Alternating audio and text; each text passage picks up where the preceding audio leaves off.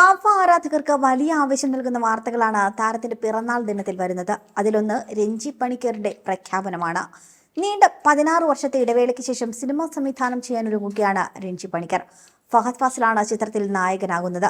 Goodwill എന്റർടൈൻമെന്റ്സിന്റെ ബാനറിൽ Joby George തടത്തിലാണ് ചിത്രം നിർമ്മിക്കുന്നത്. ഫഹദിന്റെ 41ാം പിറന്നാൾ ദിനത്തിലാണ് പ്രഖ്യാപനം എത്തിയത്. 1 മിനിറ്റ് ദൈർഘ്യമുള്ള വീഡിയോ പങ്കുവച്ചുകൊണ്ടാണ് ചിത്രത്തിന്റെ പ്രഖ്യാപനം. ചിത്രത്തിന്റെ അനൗൺസ്മെന്റ് വീഡിയോ പുറത്തു വന്നു കഴിഞ്ഞു. കുന്നു കയറി വരുന്ന ജീപ്പിൽ നിന്നാണ് വീഡിയോ ആരംഭിക്കുന്നത്. കുന്നിന് മുകളിലായി കാറിൽ ചാരി നിൽക്കുന്ന ഫഹദിനെയും വീഡിയോയിൽ കാണാൻ സാധിക്കും. രഞ്ജി പണിക്കർ തന്നെയാണ് ചിത്രത്തിന്റെ തിരക്കഥയും ഒരുക്കുന്നത്. ഇടുക്കിയുടെ പശ്ചാത്തലത്തിലാകും സിനിമ ഒരുങ്ങുകയെന്നും ആക്ഷൻ ത്രില്ലർ ആയിരിക്കും ചിത്രമെന്നും സൂചനകളുണ്ട്.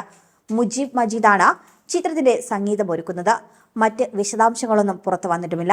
സിനിമയുടെ ടൈറ്റിലും ഉടൻ പ്രഖ്യാപിക്കുമെന്നും നിർമ്മാതാക്കൾ അറിയിച്ചിട്ടുണ്ട്.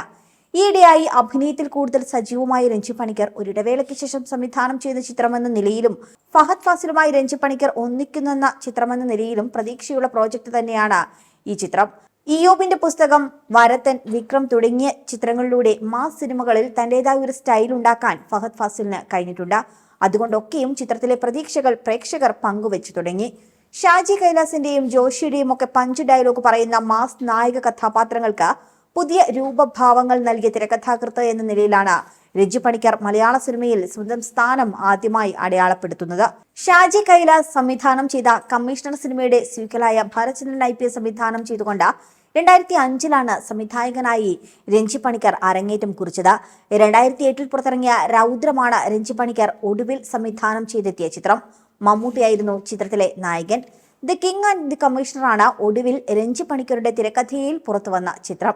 അതേസമയം സമീപകാല മലയാള സിനിമയിൽ നടൻ എന്ന നിലയിലും സജീവമാണ് രഞ്ജി പണിക്കർ. നിലവിൽ വിവിധ ഭാഷാ സിനിമകളിൽ സജീവമായി നിൽക്കുന്ന ഫഹദ് ഫാസിൽ തന്നെ അത്രയേറെ ആവേശപ്പെടുത്തുന്ന ചിത്രങ്ങൾ മാത്രമാണ് മലയാളത്തിലും ഏറ്റെടുക്കുന്നത്. ജിത്തു മാധവൻ സംവിധാനം ചെയ്ത ആവേശമാണ് ഫഹദിന്റേതായി അവസാനം മലയാളത്തിൽ പ്രദർശനത്തിലെത്തിയ ചിത്രം. ആവേശമാകട്ടെ മറുഭാഷാ പ്രേക്ഷകർക്കിടയിലും വലിയ സ്വീകാര്യതയാണ് നേടിയത്.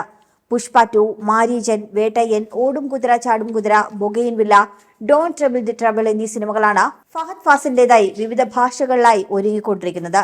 എന്തായാലും മലയാളത്തിന്റെ ആക്ഷൻ തിരക്കഥാകൃത്ത് രഞ്ജി പണിക്കർക്കൊപ്പം ഫഹദ് ഫാസിൽ ഒന്നിക്കുമ്പോൾ അതിന്റെ ആവേശത്തിലാണ് പ്രേക്ഷകരെല്ലാം. കൂടുതൽ വാർത്തകൾക്കായി B4 Blaze ഫോളോ ചെയ്യൂ, സബ്സ്ക്രൈബ് ചെയ്യൂ.